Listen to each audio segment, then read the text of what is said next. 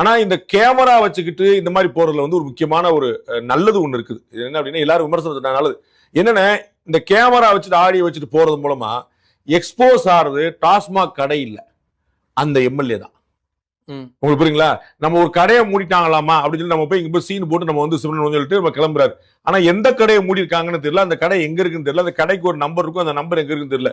நேரம் போய் அவரை வாங்கி வச்சிருப்பாரு, நேரம் அங்க போயிட்டு இருக்க மாட்டார்ல. அப்ப அங்க போய் பார்க்கும்போது கடையை மூடியாச்சுல அப்படின்ற சினிமா மாதிரி போ போ போ போ போயிட்டே அப்படி கடையை மூட முடியாது. முதல்ல அதை நம்ம ஒரு விஷயம் பார்க்கணும். அவங்க இன்ஸ்ட்ரக்ஷன் கொடுத்தாலுமே உடனே ஷட் டவுன் பண்ணிட்டு சாவி போட்டு போற விஷயம் இல்ல. உள்ள இருக்கக்கூடிய சரக்குக்கு யார் பொறுப்பு?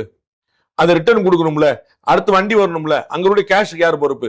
அந்த பில்டிங்ல இருக்கக்கூடிய வாடகைதாரர் இருப்பார்ல. இன்னைக்கு உயர்நீதிமன்ற மதுரை கிளை இன்னைக்கு பேசியிருக்கு, நீங்க வந்து டாஸ்மாக் கடையை மூடுறத வரவேற்கிறோம், நல்ல விஷயம். இந்த பில்டிங் ஒப்பந்தார சண்டைக்கு வரான். இப்ப நீ டாஸ்மாக் வச்சுட்டேன், எனக்கு வேற எவனும் வாடகைக்கு வர மாட்டான், என்ன இந்த அடையாளமே டாஸ்மாக் ஆகி போச்சு.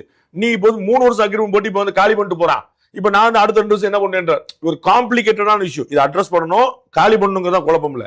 அப்ப இந்த எம்எல்ஏக்கள் இது முன்னாடி பின்னாடி கூடிய எந்த கான்சிக்வன்ஸும் தெரியாம நம்ம ஒரு சீனை போடுவோம், படத்தை காட்டுவோம், ரீல்ஸ் போடுவோம் அப்படிங்கிற ஒரு காரணத்துக்காக நான் பட்டன் வச்சிருக்கேன், லைட் வச்சிருக்கேன், கேமரா வச்சிருக்கேன், நீங்க வந்து கடையை மூடு கடைமுன்னா ரொம்ப தெரியாது பாஸ். இது 41 42 கிடையாது, இது 44 நம்பர்.